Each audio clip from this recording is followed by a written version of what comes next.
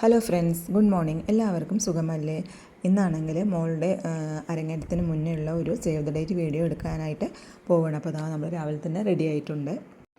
കുറച്ച് വെള്ളവും സ്നാക്സും എല്ലാം കയ്യിൽ പിടിച്ചിട്ടുണ്ടായിരുന്നു. എത്ര നേരം സമയമാവും എന്നൊന്നും അറിയില്ലല്ലോ. അപ്പോൾ അതാ നമ്മളുടെ അടുത്ത് തന്നെയുള്ള തൃപ്പലമുണ്ട മഹാദേവ ക്ഷേത്രത്തിലാണ് പോകുന്നത്. 4 ഭാഗവും വെള്ളത്താൽ ചുറ്റപ്പെട്ട ഒരു അമ്പലമാണ്. ഞാൻ ആദ്യമായിട്ടാണ് ഇവിടെ വരുന്നത്. 7 മണിക്കാണ് എത്താൻ വേണ്ടി പറഞ്ഞിട്ടുണ്ടായിരുന്നത്. നമ്മൾ അപ്പോൾ തന്നെ എത്തിയിട്ടുണ്ടായിരുന്നു. അധികം ആരും കുട്ടികളൊന്നും ഉണ്ടായിരുന്നില്ല. മനസ്സിനും ശരീരത്തിനും ഒരുപോലെ കുളിർമ നൽകുന്നൊരു അന്തരീക്ഷം. അകത്ത് കയറി പ്രാർത്ഥിച്ചപ്പോൾ തന്നെ മനസ്സിന് വളരെയധികം സന്തോഷമായി. മോളാണെങ്കിൽ വീട്ടിൽ നിന്ന് തന്നെ മേക്കപ്പൊക്കെ ഇട്ടിട്ടാണ് വന്നിട്ടുണ്ടായിരുന്നത്. ഇനി ഇവിടെ എത്തിയൊന്ന് കുറച്ച് പൂ വയ്ക്കണം, അത്രയേ ഉള്ളൂ.